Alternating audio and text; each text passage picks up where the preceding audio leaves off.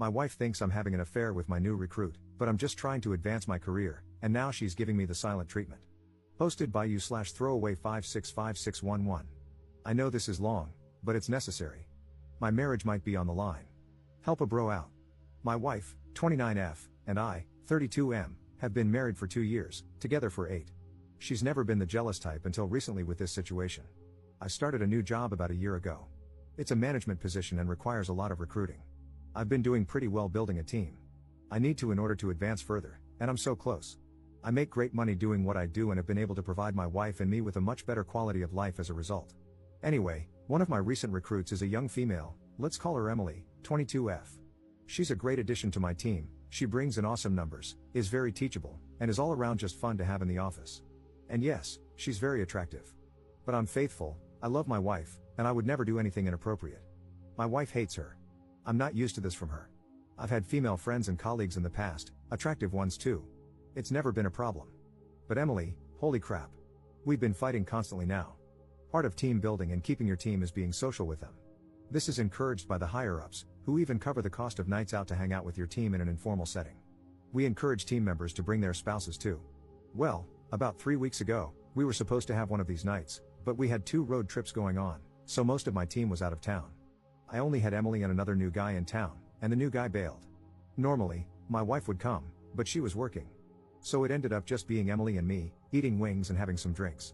My wife called to say she was off and could come join, but I decided that since everyone was gone, maybe she should sit this one out because Emily was really new, and I didn't want to third wheel her. My wife didn't like that. To top it off, Emily thought she was being funny and said loudly, "Come back to bed." My wife got pissed, but it was unprofessional for me to fight with her on the phone in front of a new recruit, so I cut the call short and said I had to go. My intention was to smooth it over later. I also, by the way, told Emily that it wasn't actually funny, and it was inappropriate. I asked her to hold herself to a higher professional standard when dealing with people related to our business in the future. Well, my wife wasn't having it when I got home. Eventually, in the middle of the argument, I said something like, "She's not even attractive. You have nothing to worry about. Anyway, I only love you." She was still pissed but calmed down a little. Then the following week, I was talking to a few people in my office somewhat informally. I basically told my team to come in for a second to go over something. I only have 2 chairs besides mine, so those were taken, and I had 2 people sitting on a low bookshelf in the back, a few leaning against the walls, etc. Emily came in last, looked around, and sat on the edge of my desk, farthest from me. We had our meeting, and everyone left except Emily, who had a question about what I said. Naturally, she turned more towards me as she was talking. Well, that's the moment my wife walked in with my phone charger and a Starbucks for me. All she saw was Emily sitting on my desk, leaning toward me, talking. I've never seen my wife act like this, it was embarrassing. She put the stuff down on the nearest surface and just walked out. I wasn't going to chase her because that would look bad. So I finished talking to Emily and then tried calling my wife, but she wouldn't answer. When I got home later, she was in the shower, crying. WTF? I went into the bathroom and pulled back the curtain, and she was literally sitting in the tub, knees to her chest, crying in the shower. Why? This is ridiculous. So I got pissed off and left. I called a few work bros and met them at the bar. Well, effing luck of all luck, Emily showed up with them because 2 of the guys I called were already with her. And she was dressed to the nines. She took a big group selfie and posted it on Facebook. Well, guess what? Yup, my wife saw it and commented, "Nice to see you having so much fun." To which Emily responded, "He's in good hands." And I know that sounds like innuendo, but she swears it's not. I talked to her, and she really meant it as reassurance, like, "Don't worry, he's in good hands," and didn't even think about how it could be misconstrued. Anyway, I got home, and my wife was crying again. She said I'm being willfully ignorant, that it's obvious Emily likes me and is stirring up trouble, and that I'm refusing to see it. She thinks I must really believe she's stupid. She asked if she could look at my phone. Like, are you kidding me? I obviously said no. Then she cried more, saying that I must have something to hide, especially since I lied about Emily being attractive. Now, for the last 2 days, I've gotten the complete silent treatment. What the F? I haven't done anything wrong. And Emily is a good employee. I can't fire her or something just for my wife. Like, what the F does she want me to do? No one's done anything wrong. Update same day. Okay, guys. It's clear you all think I'm, at best, the stupidest person alive and, at worst, some kind of monster. First off, I would never sleep with Emily. And while, yes, I can recognize that she's physically attractive by most standards, I am not attracted to her, especially not after all the drama her very existence has been causing me. Secondly, I'm not a bad husband. We've had 8 wonderful years together and have been through some pretty tough things before, coming out stronger than ever. I've just never been in a situation like this one before. I'm pretty average looking. In fact, my wife is very attractive, and normally, it would be me with insecurities. But I've never made my insecurities her problem. Thirdly, I'm willing to admit that some of you may be right about what's going on. If it's so obvious to so many people, including my wife, I'm not arrogant enough to say you're all wrong and I'm right. I mean, I posted for a reason, after all. Finally, though, I'm still not sure how to proceed. We don't have an HR department, as we're still a small office. It's basically my boss, 2 other people at my level, and our teams, sales, by the way. The way you guys are talking, I'm a little frightened that this could get turned on me if Emily wants to be vindictive or something. I haven't done anything inappropriate, but I'm higher up in mail. And given how I've apparently messed this up, how would my wife react if Emily tried to allege anything against me for letting her go or something? Commenter. You realize that you're still being me, right? Your wife was sobbing on her hands and knees in the shower. There's a damn good chance you've already lost her. If it were me, I'd have a bag packed before you got home from work today and make sure to turn out all the lights on my way out. You have to apologize. You have to crawl. Because at this point, you don't deserve anything that looks like forgiveness. I'm so sorry, I was a colossal moron, and I don't know what I can do to make it up to you, is where you start. From there, you have to listen to the answer.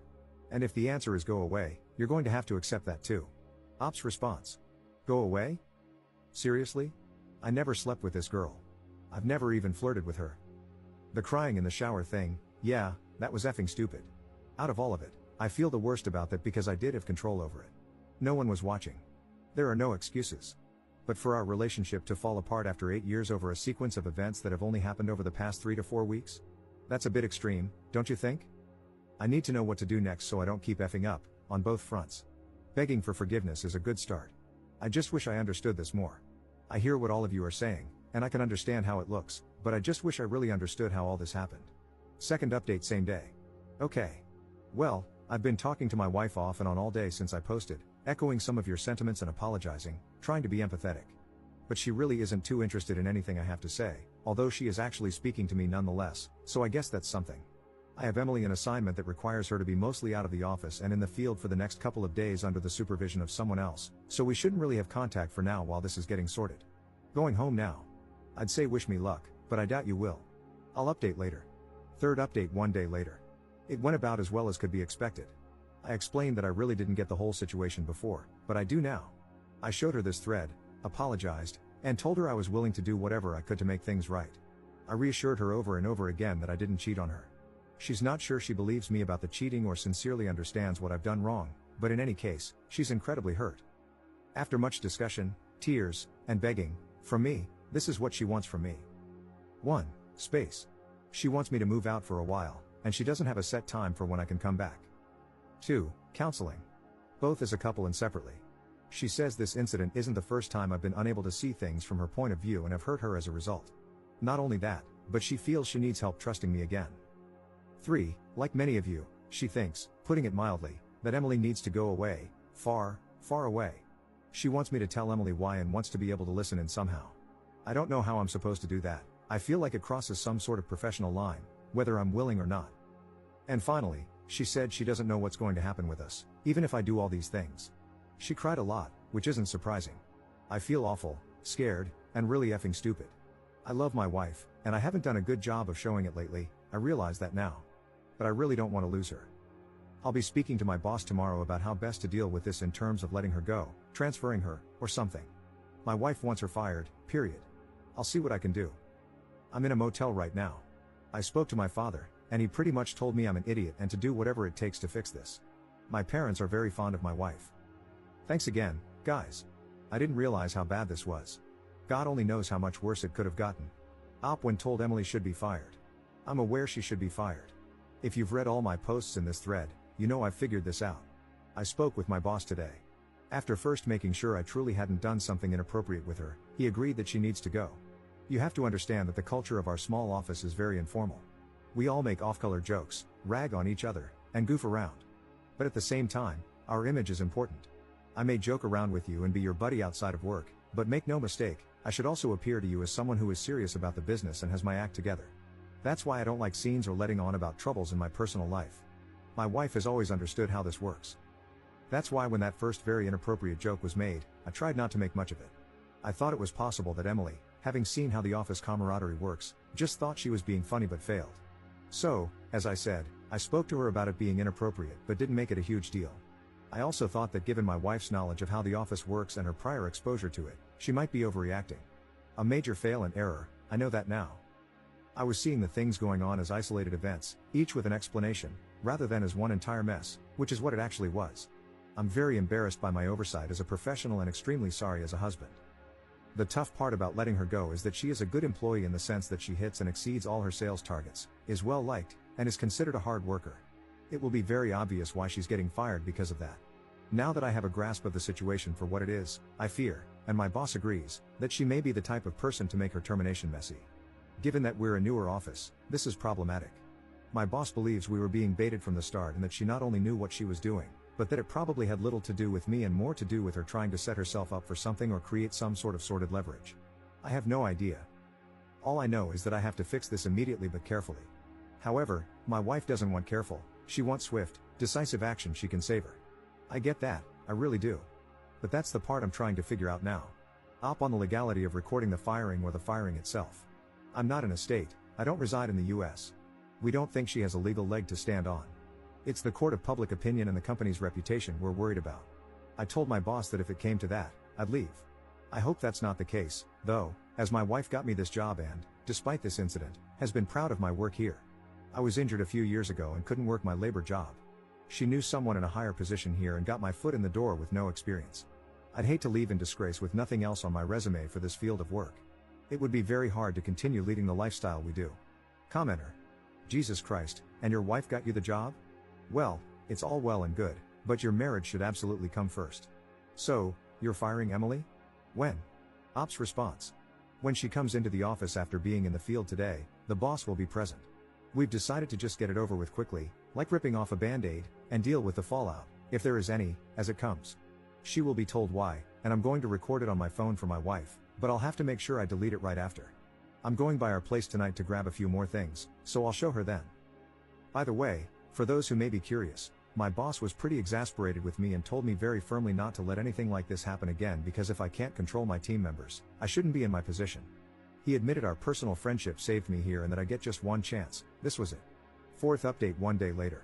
Late reply, I know, but it was a day. Emily took her firing, for lack of a better word, okay. She strongly denied that her intention was to be inappropriate. She also expressed some frustration, saying it was unfair since other people in the office make jokes too. My boss spoke up at that point, stating that others don't make jokes like that and that I had already warned her once about being inappropriate in that particular regard. Again, she denied that her comment about me being in good hands was anything other than an innocent mistake. Once more, my boss stepped in and reminded her that as a new employee, she was still under probation, meaning he could dismiss her without explanation if he wanted, and that he simply did not feel she was a good fit. He then threw the ball back to me, so to speak, and asked if I agreed. I said yes, we were in agreement. She just shrugged and said, well, I don't know what to say then. Goodbye, I guess. And as she collected her things and left, she took a parting shot at me, saying that in my dreams, she'd be interested in me. My wife listened to the recording. I don't think it was what she wanted. She seemed disappointed. I think she wanted me to really tell Emily off. And you know, maybe I should have? But my boss was involved, and we were trying to get rid of Emily without rocking the business.